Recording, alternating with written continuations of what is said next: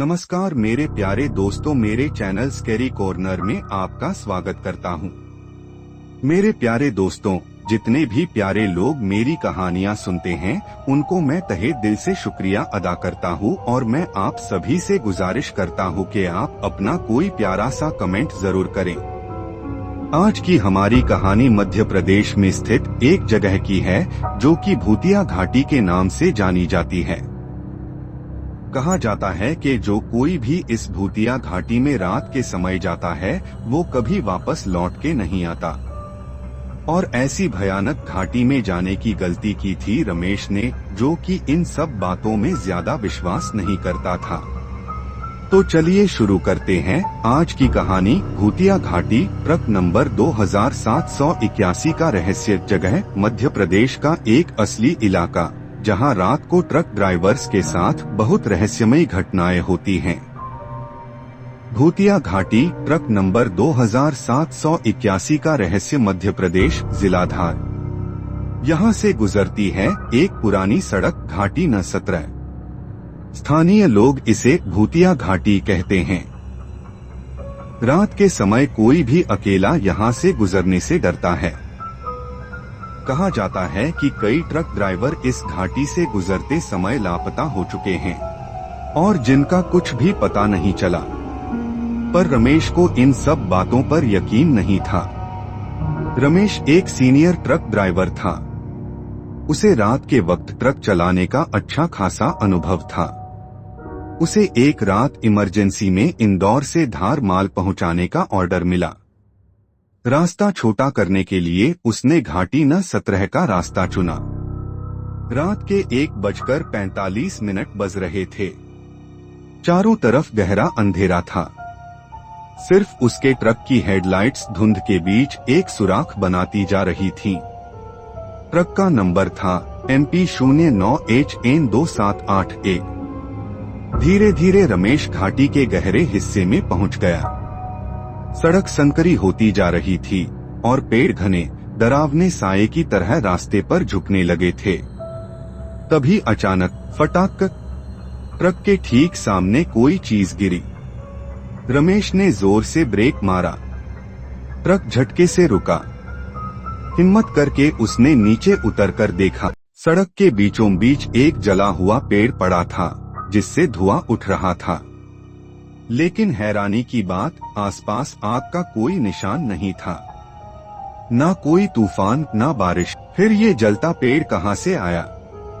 रमेश का माथा ठंडा पसीने से भीग गया। लेकिन माल पहुंचाना जरूरी था, इसलिए उसने ट्रक को थोड़ा पीछे करके साइड से निकलने का सोचा। जैसे ही वह ट्रक में बैठा, पीछे से किसी ने जोर से ट्रक का दरवाजा पीटा। धड़ धड़ धड़।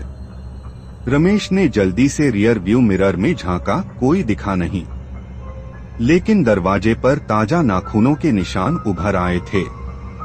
हिम्मत कर रमेश, तू डरने वाला नहीं, वह खुद से बड़बड़ाया। ट्रक फिर से आगे बढ़ा, लेकिन रास्ता जैसे खींचता ही चला जा रहा था। जीपीएस बार बार घूमकर वही जगह दिखा रहा था। रमेश को लगा जैसे वो एक ही मोड़ बार बार काट रहा हो। कुछ किलोमीटर आगे जाकर अचानक ट्रक की लाइट्स फड़कने लगी। रेडियो अपने आप चालू हो गया और उसमें से धीमी फुसफुसाती आवाज आई, रमेश रुक जा, तेरा भी नंबर आ गया है। रमेश के हाथ कांपने लगे। उसने तेजी से रेडियो बंद किया, पर आवाज अब ट्रक के अंदर गूंज रही थी। तभी सामने धुंध में से एक आकृति उभरी। एक बूढ़ी औरत, उलझे बाल, सफेद फटी साड़ी में लिपटी हुई। वह सड़क के बीचों बीच खड़ी थी और सीधे रमेश की तरफ देख रही थी। रमेश ने हॉर्न बजाया। औरत हिली नहीं। उसने ट्रक का गियर डाउन किया। इरादा था तेज स्पीड से बगल से निकलने का। लेकिन जैसे ही ट्रक उसके पास पहुंचा, वो औरत हवा में उड़ती हुई सीधे ट्रक के बोनट पर गिर गई।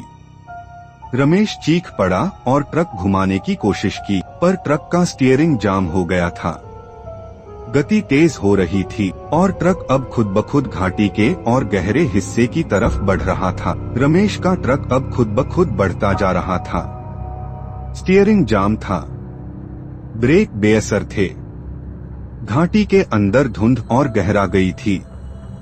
बोनट पर जो औरत गिरी थी अब गायब हो चुकी थी, लेकिन ट्रक की छत पर तेज तेज दौड़ने की आवाजें आ रही थीं। धड़ धड़ धड़, धप्प धप्प। रमेश ने दरवाजा खोलकर कूदने की कोशिश की, लेकिन दरवाजा जैसे किसी ने बाहर से बंद कर रखा हो। ट्रक की खिड़कियां भी धुंध से भर गई थीं। बाहर कुछ दिखाई नहीं दे रहा था। तभी ट्रक के अंदर की लाइट्स अपने आप बंद हो गईं। अब ट्रक के केबिन में सिर्फ अंधेरा था और उस अंधेरे में रमेश को किसी की सांसों की आवाज सुनाई देने लगी। साय साय साय, बहुत नजदीक से। रमेश कांपते हुए पीछे मुड़ा। पीछे की सीट पर वही बूढ़ी औरत बैठी थी, सिर झुकाए हुए, बाल उसके चेहरे पर लिपटे हुए, और वह धीरे धीरे बुदबुदा रही थी, तुम भी यहीं रह जाओगे मेरे साथ। रमेश की चीख निकलते निकलते रह गई। उसने आंखें बंद की, पूरा शरीर पसीने से भीग गया। तभी ट्रक अचानक रुक गया। झटका इतना जोरदार था कि रमेश का सिर डैशबोर्ड से टकराया। जब वह होश में आया तो ट्रक पूरी तरह बंद पड़ा था। बाहर चारों तरफ घना कोहरा फैला था। रमेश ने हिम्मत जुटाई और दरवाजा धकेला। इस बार दरवाजा खुल गया। वह ट्रक से नीचे कूदा और इधर-उधर देखने लगा।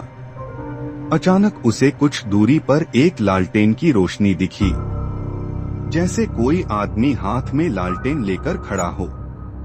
शायद मदद मिल जाए, रमेश बुदबुदाया और उस रोशनी की तरफ दौड़ा। जैसे जैसे वह पास पहुंचा, उसे एक पुराना टोल बूथ दिखा, बिल्कुल वीरान। दीवारों पर खून से अजीब चिन्ह बने थे और बूथ के बाहर एक बोर्ड टंगा था, यहाँ रुकना मना है, वरना तुम भी यहीं फंस जाओगे। रमेश का दिल धड़कने लगा। उसने पीछे मुड़कर देखा, ट्रक अब वहाँ नहीं था। जहाँ ट्रक खड़ा था वहाँ अब बस काला धुआं उठ रहा था और उस धुएं के बीचों बीच वही बूढ़ी औरत खड़ी थी। पर इस बार वह अकेली नहीं थी। उसके पीछे दर्जनों अजीब सी आकृतियां थीं, जले हुए चेहरे, फटी आंखें, झूलते हाथ, जैसे ये सब कभी इंसान रहे हों, अब उनकी आत्माएं बनकर यहाँ भटक रही थीं। वे सब रमेश की तरफ बढ़ने लगे। रमेश ने चीखते हुए भागना शुरू किया, लेकिन घाटी के रास्ते ने उसे भटकाना शुरू कर दिया। हर तरफ धुंध, हर मोड़ एक जैसा, जैसे कोई भूल भुलैया हो। भागते भागते रमेश के पैर अचानक किसी चीज से टकराए। वह नीचे गिरा। जैसे ही वह उठने की कोशिश कर रहा था, उसने देखा वह जिस चीज से टकराया था वह एक पुराना ट्रक का बोनट था, जिस पर लिखा था 2781। मृतक वाहन। रमेश की रगों में बर्फ दौड़ गई। यह वही उसका ट्रक था, लेकिन पूरी तरह जला हुआ, टूटा हुआ, जैसे सालों से यहाँ पड़ा हो। लेकिन उसे तो यहाँ आए सिर्फ कुछ मिनट ही हुए थे। क्या मैं मर चुका हूँ? रमेश के मुंह से फटी आवाज निकली और तभी अचानक पीछे से आवाज आई, अब तुम हमारे साथ रहोगे रमेश। और किसी ने उसके कंधे पर बर्फीला हाथ रख दिया। रमेश के कंधे पर रखे उस बर्फीले हाथ ने उसकी पूरी देह को सुन्न कर दिया। वह हिम्मत करके मुड़ा। पीछे वही बूढ़ी औरत थी, लेकिन अब उसका चेहरा पूरी तरह पिघला हुआ था, जैसे किसी ने उसे आग में जला दिया हो। उसकी आंखें गड्ढों जैसी काली और मुंह से बस फुसफुसाहट। अब तेरा भी हिसाब हो गया। रमेश ने पूरे जोर से खुद को छुड़ाया और दौड़ने लगा, पर इस बार रास्ता कहीं नहीं जा रहा था। हर तरफ से वही आकृतियां उसे घेर रही थीं, जैसे घाटी उसे निगलने पर आमादा हो। तभी दूर से किसी गाड़ी का हॉर्न सुनाई दिया। पापा, पापा। रमेश ने देखा धुंध में से एक नया ट्रक आ रहा था। ट्रक की हेडलाइट्स उसकी तरफ चमक रही थीं। बचाओ, यहाँ मत आओ, रमेश चिल्लाया, लेकिन आवाज जैसे घुट गई हो। ट्रक तेजी से उसके पास आया और रमेश को लगा जैसे उसके ऊपर से गुजर जाएगा, लेकिन जैसे ही ट्रक बिल्कुल पास पहुंचा, सब कुछ गायब हो गया। अंधेरा, खामोशी, बस गहरी बोझिल खामोशी। रमेश अब खुद को एक वीरान मैदान में खड़ा देख रहा था। ना घाटी, ना ट्रक, ना रास्ता, बस चारों तरफ मीलों तक धुंध। उसने अपने शरीर को देखा, उसके कपड़े फटे हुए थे, शरीर झुलसा हुआ था, जैसे जल चुका हो। तभी उसे एक बहुत धीमी पर साफ आवाज सुनाई दी, जैसे कोई रेडियो पर फुसफुसा रहा हो, यह घाटी उनका घर है, जो सफर में मारे गए, जो अब कभी बाहर नहीं निकलते। रमेश को याद आया, कई साल पहले इसी घाटी में एक भीषण हादसा हुआ था, जब एक ट्रक ब्रेक फेल होने से पलट गया था और उसमें सवार सभी लोग जिंदा जलकर मर गए थे। उस हादसे में कोई भी नहीं बचा था और तब से ये घाटी शापित हो गई थी। अब रमेश भी उन्हीं में से एक बन चुका था। इसी दौरान असली दुनिया में अगली सुबह जब कुछ दूसरे ट्रक ड्राइवर उस रास्ते से गुजरे तो उन्होंने सड़क किनारे एक जली हुई ट्रक का मलबा देखा। नंबर प्लेट पर लिखा था MP09HN278A, पर पुलिस रिकॉर्ड के मुताबिक ये ट्रक तो 3 साल पहले इस घाटी में दुर्घटनाग्रस्त हो चुका था और ड्राइवर रमेश तब से लापता था।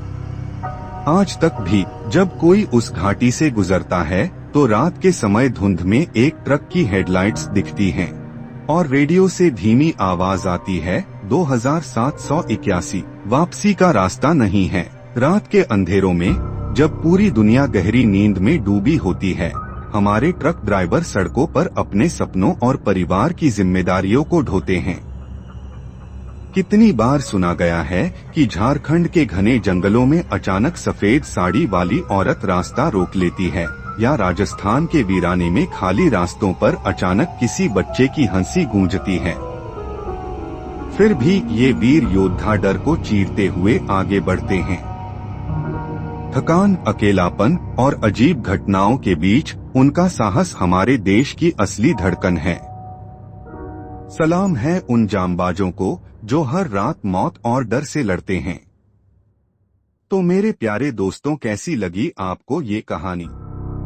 मैं आशा करता हूँ कि आप सबने ये कहानी आखिर तक सुनी होगी। जिन लोगों ने भी ये कहानी आखिर तक सुनी है, उन सभी का मैं तहे दिल से शुक्रिया अदा करता हूँ और आपसे गुजारिश करता हूँ कि आप इस कहानी के बारे में अपनी कीमती राय जरूर दें और आपको इस कहानी के कौन से भाग में सबसे ज्यादा डर लगा ये भी बताएं। और यदि आपके पास भी कोई कहानी है या फिर आपके किसी दोस्त या फिर रिश्तेदार को कोई ऐसा पारलौकिक अनुभव हुआ हो तो कृपया उसे मेरे साथ शेयर करें डिस्क्रिप्शन में दिए गए ईमेल आईडी पर। और आपसे मैं फिर वो ही निवेदन करता हूँ कि कृपया आप इस चैनल को सब्सक्राइब जरूर कर ले ताकि जब भी मैं कोई नई कहानी अपने चैनल पर शेयर करूँ आपको उसका नोटिफिकेशन जरूर मिले और आप मेरी आने वाली सभी रोचक और डरावनी कहानी को सुन सके। मिलते हैं अगली कहानी पर। God bless you.